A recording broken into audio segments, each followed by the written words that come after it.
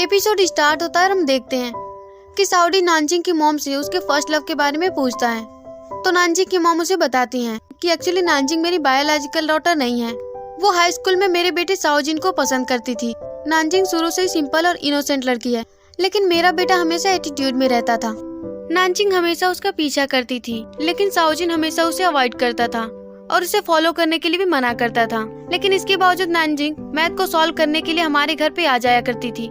तो साओजिन उससे कहता था कि अगर तुम्हें मेरी हेल्प चाहिए तो तुम्हें मेरी मॉम के हाथ का बना खाना खाना पड़ेगा। इस डर से नानजिंग वहाँ से भाग जाती थी। लेकिन एक दिन फायर एक्सीडेंट में साओजिन और नानजिंग के डैड की डेथ हो गई और उसे पैनिक डिसऑर्डर होने लगे, इसीलिए उसने कभी दोबारा किसी से प्यार नहीं किया।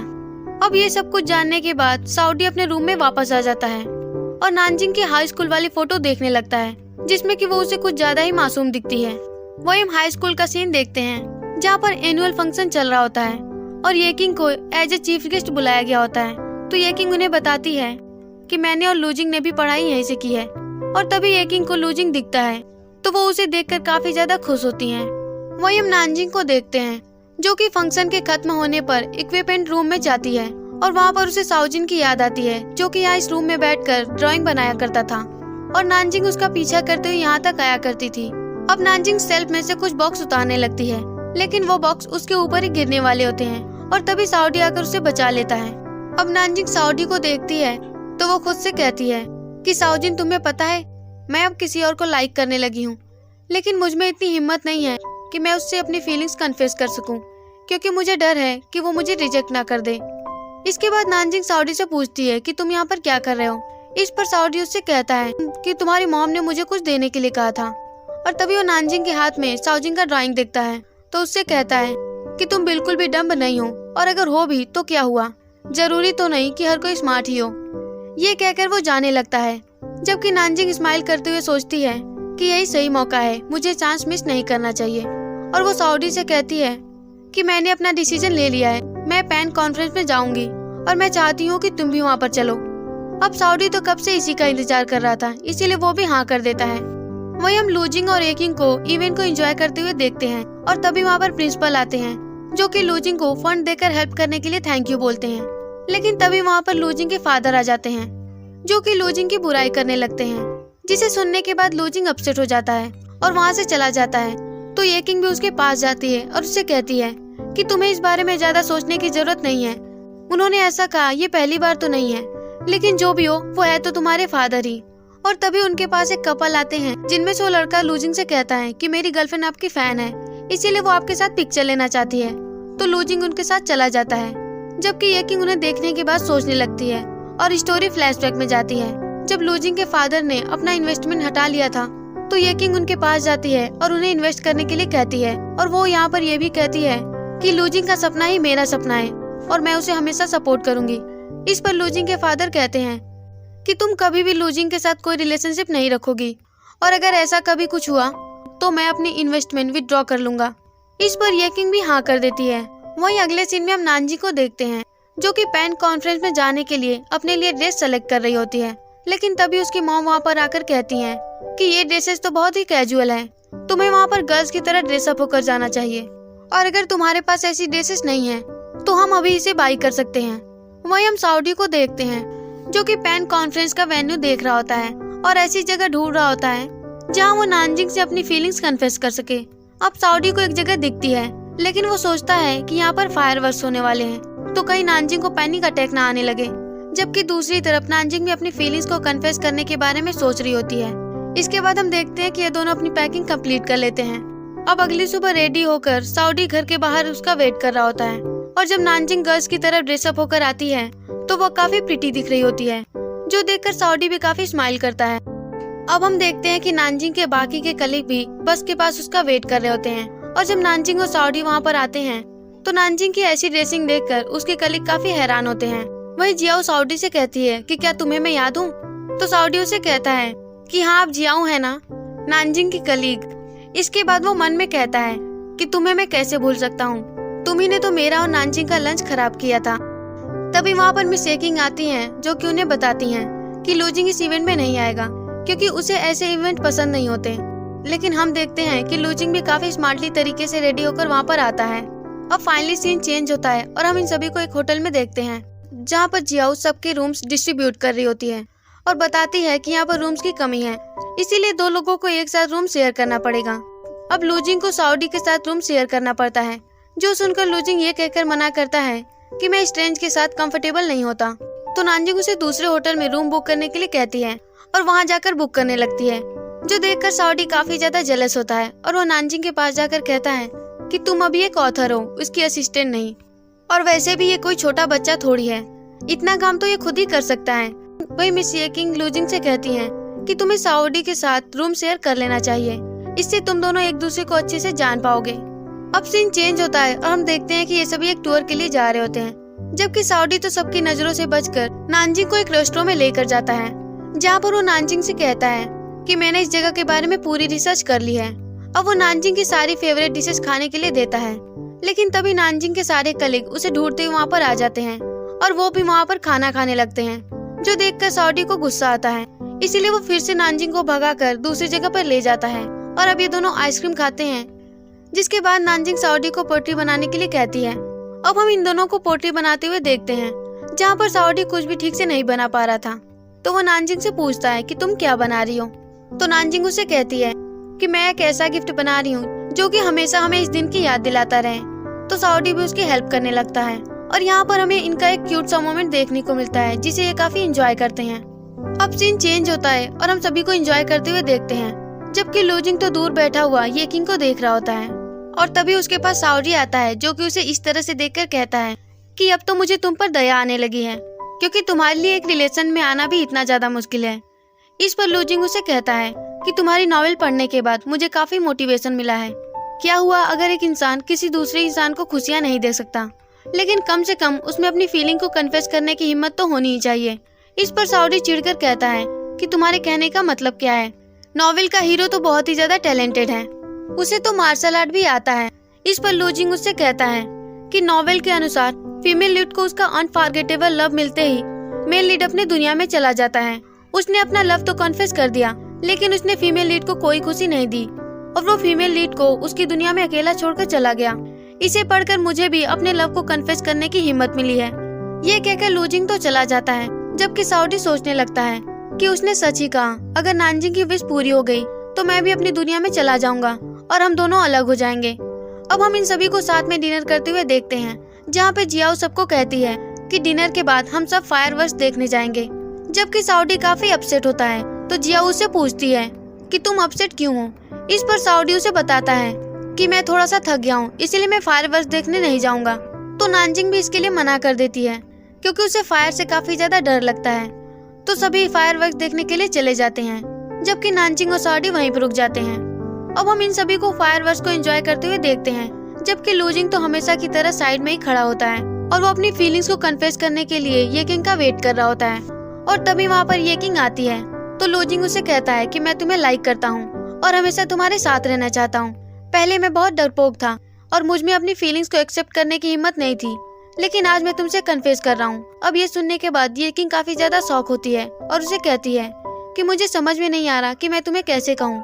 अगर मैं तुम्हें हाँ कहूंगी तो सभी को लगेगा कि हम एक ऑफिस रिलेशनशिप में हैं, और अगर ना कहूंगी तो मैं अपने बेस्ट फ्रेंड को खो दूंगी। तो लूजिंग उसे कहता है कि तुम्हारा जवाब चाहे जो भी हो, लेकिन मैं हमेशा तुम्हारा बेस्ट फ्रेंड रहूंगा।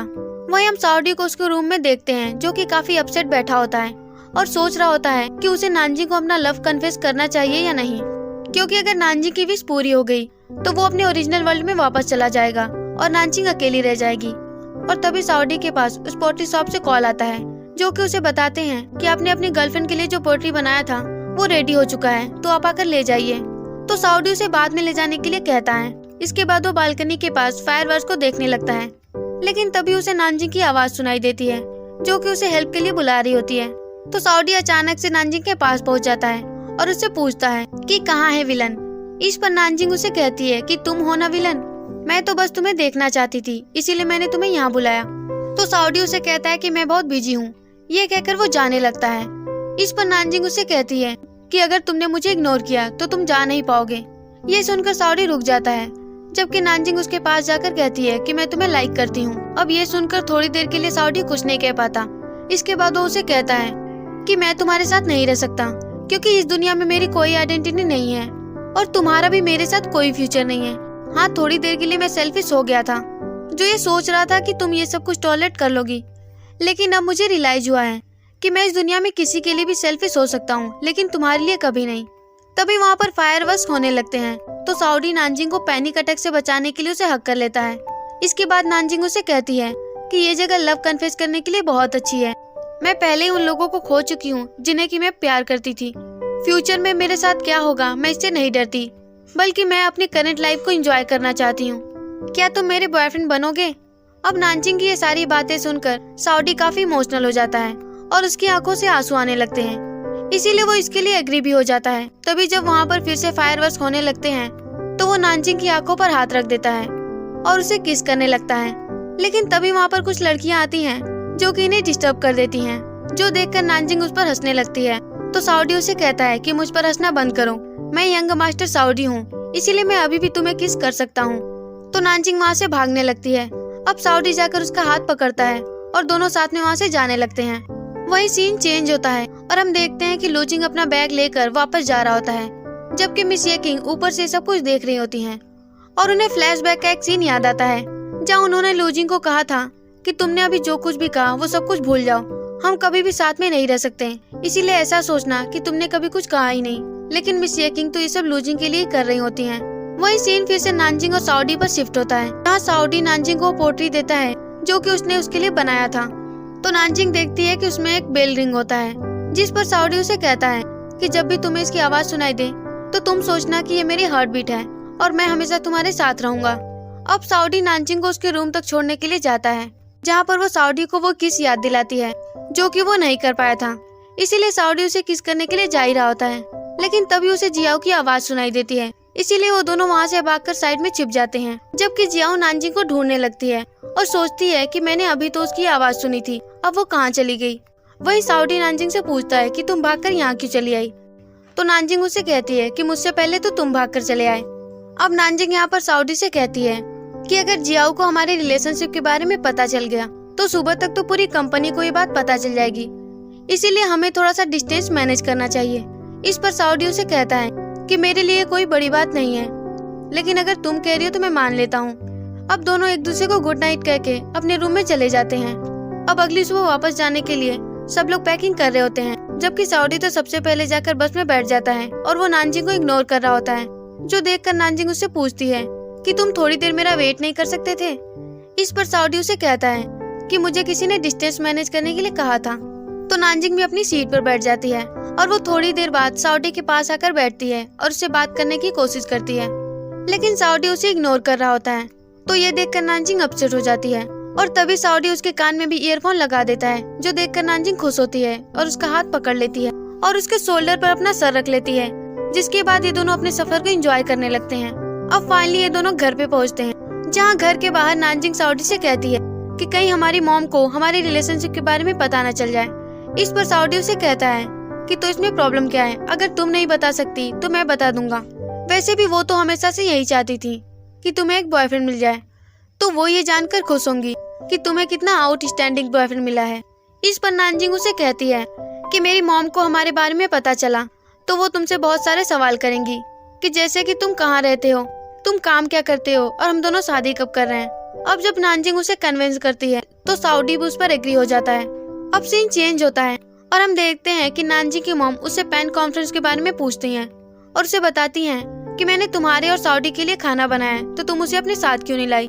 इस पर नानजिंग उन्हें कहती है कि वो अभी अभी सफर से आया है तो वो थक गया होगा। वैसे तो नानजिंग जाना नहीं चाह रही थी, लेकिन जब उसकी मॉम इसके लिए फोर्स करती है तो वो साउडी को बुलाने जाती है, जहाँ पर वो साउडी से कहती है कि मैं मॉम को बोल दूंगी कि तुम सो गए थे।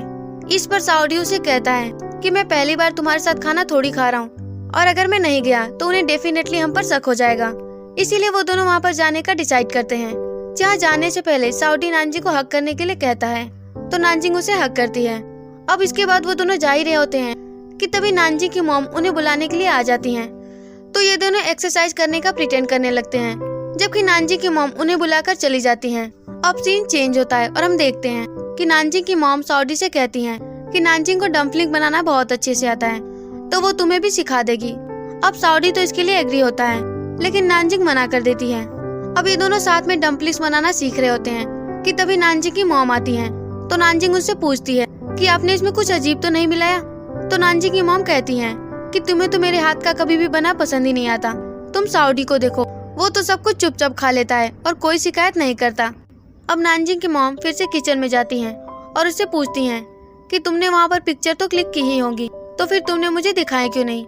इसीलिए नानजिंग अपना फोन निकाल कर पिक्चर देखने लगती है, लेकिन उसमें उसकी हर एक पिक्चर साउडी के साथ ही होती है। इसीलिए वो अपनी मॉम से कहती है कि मेरा फोन अभी चार्ज नहीं है। इस पर उसकी मॉम कहती है कि साउडी के फोन में भी तो पिक्चर होंगी। तो साउडी अपना फोन निकालता है, लेकिन उसने तो वॉलपेपर पे भी अपनी और नानजिंग की फोटो लगा रखी थी। तो नानजिंग जल्दी से वॉलपेपर चेंज करती है, लेकिन तभी उसकी मॉम वहाँ पर आकर उसका फोन ले लेती हैं और साउडी के फेस के सामने रखकर उसे अनलॉक करती हैं और पिक्चर को देखने लगती हैं। अब नानजिंग और साउडी सोच रहे होते हैं कि अब तो उनका सीक्रेट रिवील हो गया। इसीलिए नानजिंग अपनी मॉम के हाथ से फोन ले लेती है, लेकिन वो देखती है कि वो तो कोई और ही पिक्चर देख रही थी। इसीलिए वो उनसे कहती है कि मैं अगली बार कहीं गई तो आपके लिए पिक्चर जरूर खींचूंगी, आप जल्दी से जाइए नहीं खाना जल जाएगा। जिसके बाद ये दोनों भागकर साउडी के घर पे आते हैं और वहाँ पर चैन की सांस लेते हैं, जहाँ पर नानजिंग कहती है कि आज तो हम बाल बाल बच गए। वही साउडी उसे कहता है कि हमें और भी ज्यादा केयरफुल रहना चाहिए। अब ये दोनों एक दूसरे का हाथ पकड़ने लगते हैं, लेकिन तभी इन्हें कोई आवाज सुनाई देती है और ये काफी ज्यादा डर जाते हैं। अब जब भी इन्हें ऐसे कोई आवाज सुनाई देती तो ये काफी ज्यादा डर जाते हैं, क्योंकि इन्हें लगता कि ये मॉम की आवाज है। और ये देखकर फिर दोनों हंसने लगते हैं। अब जब नानजिंग अपने रूम में जा रही होती है तो साउडी उसे कहता है कि वीचैट पर मुझसे बात करती रहना। इसीलिए नानजिंग अपनी मॉम से छुपकर अपने रूम में आ जाती है, जहाँ पर ये दोनों वीचैट पर बात करने लगते हैं। और जब साउडी नानजिंग से कहता है कि मैं तुम्हें ऑफिस छोड़ने के लिए जाऊंगा, तो नानजिंग उसे ऐसा करने के लिए मना करती है और उसे कहती है कि तुम मुझे ऑफिस से पिक करने के लिए आ सकते हो। जिसके बाद साउडी सोचता है कि कभी न कभी तो नानजिंग की मॉम को बताना ही पड़ेगा, इसीलिए मुझे जल्दी इसका कोई सॉल्यूशन ढूंढना पड़ेगा। अब अगली सुबह नानजिंग ऑफिस जा रही होती है, जहाँ वो साउडी को रूम से बाहर निकालने के लिए काफी एफर्ट डालती है, लेकिन साउडी बाहर नहीं आता। ये देखकर नानजिंग काफी ज्यादा निराश होती है। और जब वो बस स्टेशन पर होती है तो देखती है कि साउडी तो अपने हाथों में फ्लावर लेकर उसका वेट कर रहा होता है। अब साउडी उसे फ्लावर देकर गुड मॉर्निंग बोलता है, तो नानजिंग उसे बाय बोलकर चली जाती है। अब ऑफिस में नानजिंग लूजिंग के केबिन में जाती है, जहाँ वो मिस येकिंग और लूजिंग की एक फोटो गिरी हुई देखती है, तो वो उसे सही से रख देती है। और जब वो अचानक से लूजिंग को देखती है तो काफी ज्यादा डर जाती है। और इसी के साथ हमारा एपिसोड खत्म हो जाता है। तो गाइस, ये था आज का वीडियो। आई होप आपको वीडियो पसंद आया होगा। तो वीडियो को लाइक और चैनल को सब्सक्राइब जरूर कीजिएगा। फिर मिलेंगे आपसे अगले एपिसोड में, तब तक के लिए बाय बाय।